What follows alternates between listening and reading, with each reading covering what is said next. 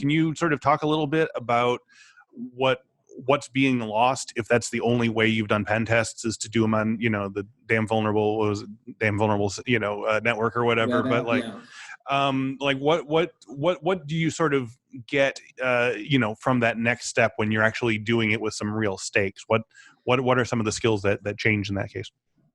Yeah, I think probably the number one skill that changes is just adaptability. What I found is you can have, a cyber range or a live fire type range where you can test your skills and things like that.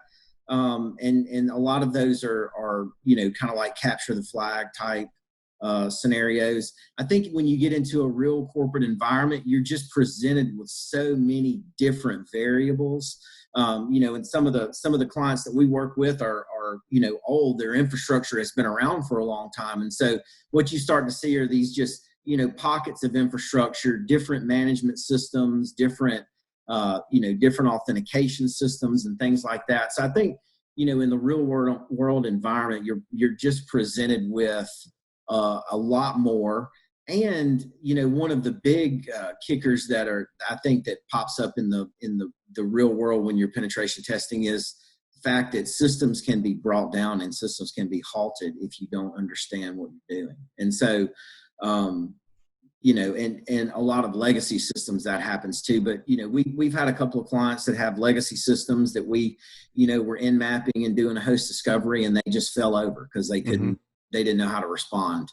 Not often does that happen, but I would say, so one of the things that we encounter a lot, and one of the things that shocked me the most, and one of the things that shows you really have to understand the tools and the impact, right? I mean, you may be able to get a password out of the system, but what's happening there? What's the impact to that system? And so, we've come in behind some pretty big names that, we're running, 5, 6, 7, person teams penetration testing. And we would find, for example, port 4444 open on a server on the public internet, which is a commonly known Metasploit, a shell port. Right. And so we thought, well, someone has already gotten into this network, and after further investigation, reaching out to the client, we determined that it was their previous penetration tester that had left that port open. Oh, okay. Interesting. So I think it's really important. And it's almost like, walking around with a loaded gun. I mean, you've got to respect the tools. You've got to respect the environment that you're in. It can't be rambunctious. You've got to know the impact of the trigger before you pull it. Always, in my opinion, one thing that carried over from network engineering into penetration testing is I always have a plan B, like know what the undo button. If there's not an undo, then you need to think about what you're about.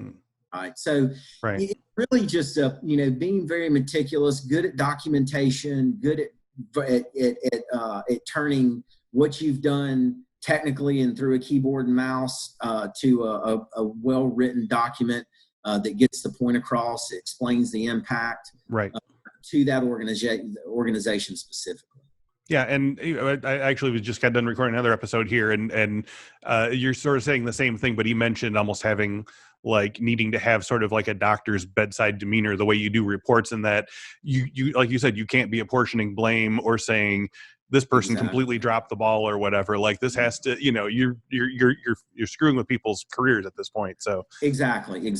Yeah. And so, and most of the time when an organization, unless they otherwise specify, hey, we would like you to evaluate our team's performance, which I haven't had come up yet, but certainly if that was in the agreement, and that was the expectation, but I don't think most people are expecting to get a litmus check on their actual IT department. They want to know where they stand from a cybersecurity posture. Yeah, they just don't want to get breached. So exactly.